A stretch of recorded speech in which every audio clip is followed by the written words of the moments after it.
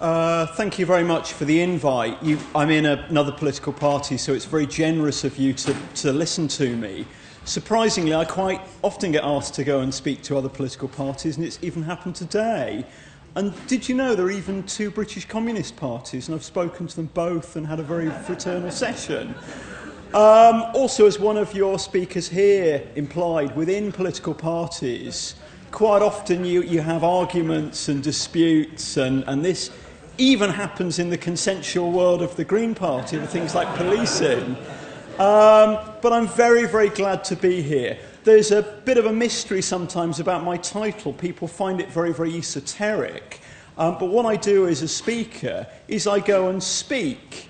Now, what's interesting is what happens when you win an election as a socialist in a political party. You find an editorial in The Guardian getting your party members to try and get rid of your post. You may have seen that on Tuesday. But I'm very, very pleased to be here. What I would say to you is Mikhail Bakhtin, the Russian literary theorist, talked about class struggle going right down to the very word. So I'm going to talk a little bit about the word, which is eco-socialism.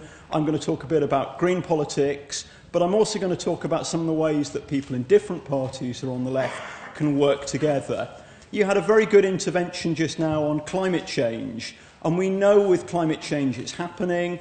We know that the parts per million of CO2 have gone up by 25% over a century.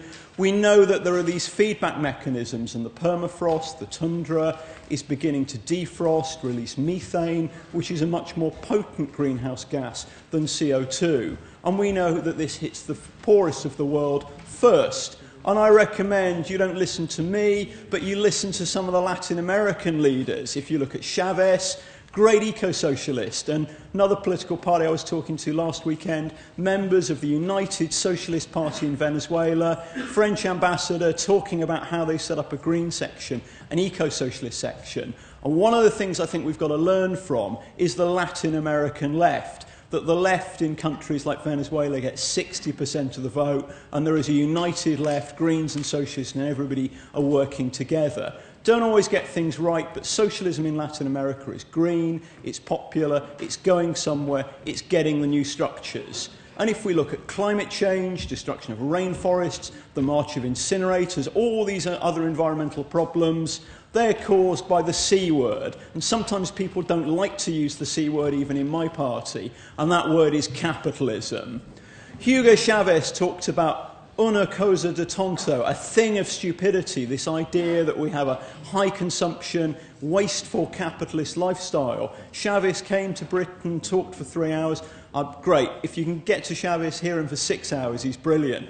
And this idea that we have an economic system where we have to work harder, where we have to consume more, where we have to waste more, is completely unsustainable. Look at oil. We consume 95 million barrels of oil a day on this planet. Does that work? It doesn't work. We've got oil addiction, and we know that that drives imperialism. The one thing I must put right, a lot of people said the US wouldn't have invaded Iraq if they grew carrots. That's entirely wrong, isn't it? You go back to 1954, Guatemala, United Fruit Company, there was land reform, they were being asked to pay tax, so they got the CIA in to get rid of the Guatemalan government. So even for carrots, the US will go in and invade. But there was one good thing from that, one tiny little thing. There was a young doctor, a radical, a progressive, who instead of calling himself a radical and a progressive, called himself a Marxist, Che Guevara.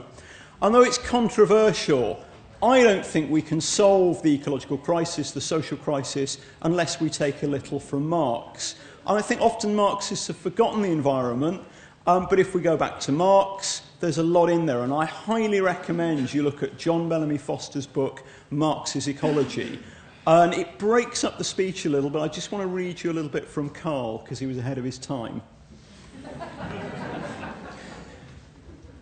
This is Das Kapital, Volume 3. I remember once, I was reading my kids some Harry Potter. We got bored with Harry Potter, so we picked up Marx, found the bit in Capital, Volume 1 about the Romans having toilet taxes.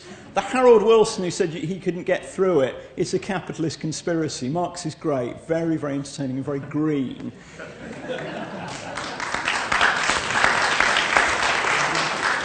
don't clap me in my bourgeois party, clap Marx. From the standpoint of a higher economic form of society, private ownership of the globe by single individuals will appear quite as absurd as private ownership of one man by another. Even a whole society, a nation, or all simultaneously existing societies taken together are not the owners of the globe. They are only its possessors, its usufructuaries, and they must hand it down to succeeding generations in an improved condition. That's Marx. Now, I teach economics. That's almost like saying you're a boring person, and I need to just talk to you briefly about property rights. That we have the idea of private property, we deprive other people, we use that property in whatever way we want. We've got the idea of state property, but what Marx talks about is communal property, the commons. And the commons is back. It's one of the things in Latin America. That wonderful economist, Benkler, talks about the concept of social sharing.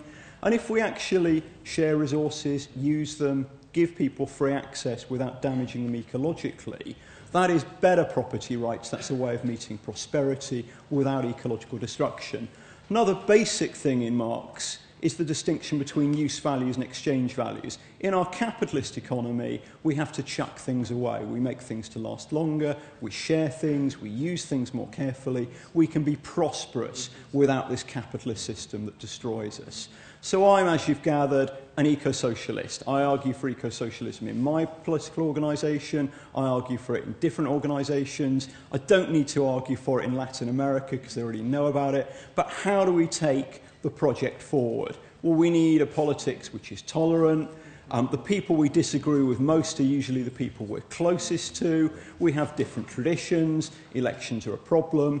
But we need to build things like the climate demonstration, like the trade union demonstration. We need to educate ourselves, and particularly, I must repeat, look at what's going on in Venezuela. That's been a successful political project. It's not perfect, but there's been a great deal of progress. So I'm just going to flag up another book,